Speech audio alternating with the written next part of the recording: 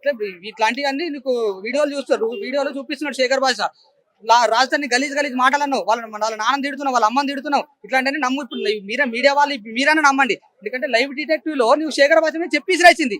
ఇద్దరు ఉన్నారు విలేకరులు అక్కడ, వాళ్ళు ఎట్లాంటి ఆపడానికి ప్రయత్నం చేయలేదు.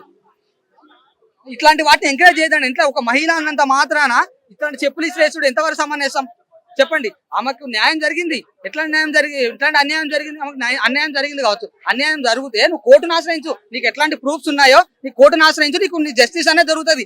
కోర్టులు ఉన్నాయి, ప్రతి ఒక్కటి నీకు జస్టిస్ జరుగుతుంది. సో ఇవన్నీ వదిలేసి నువ్వు మీడియా ముందుకు వచ్చి నువ్వు ఒక హైప్ కావాలని రాజధాని భయ్య మీద ఎలిగేషన్ పెట్టుడు నీకు ఎంతవరకు సమంజసం చెప్పి ఇసిరేసుడు నువ్వు కరెక్టేనా? నీకు కరెక్ట్ పద్ధతేనా ఇది శేఖర్ భాష మీద చెప్పుతో కూడా ఎట్లాంటి పద్ధతి ఉంది? నేను చాలా ఖండిస్తున్నా అండి. ఒక ఫ్యాన్ గా మేము కంపల్సరీ రాజధాని భయ్య ఫ్యాన్ గా మేము అందరం లావణ్య మీద తిరగబడబోతున్నాం.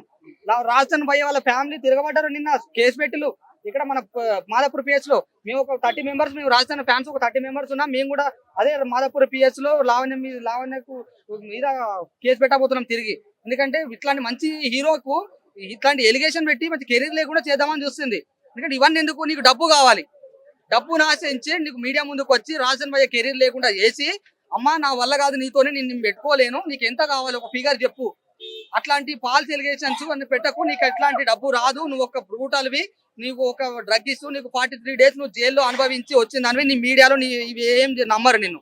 అర్థమైందా? ఇట్లాంటి వాటిని మహిళా సంఘాలు ఎంకరేజ్ చేయకండి దయచేసి. అమ్మ మహిళా సంఘాలు ఇట్లాంటివి ఎంకరేజ్ చేయకండి, ఇట్లాంటి వాళ్ళని ఎంకరేజ్ చేయకండి. ఒక మహిళ అయినంత మాత్రాన ఆమె గురించి ఆమె గతం గురించి తెలుసుకోకుండా మీరు ఇట్లాంటివన్నీ ఎంకరేజ్ చేయొద్దు. ఒక మంచి హీరో మీద పాలసీ ఎలిగేషన్స్ అనేది లావణ్య చేస్తుంది, అలాంటివి ఏం నమ్మొద్దు.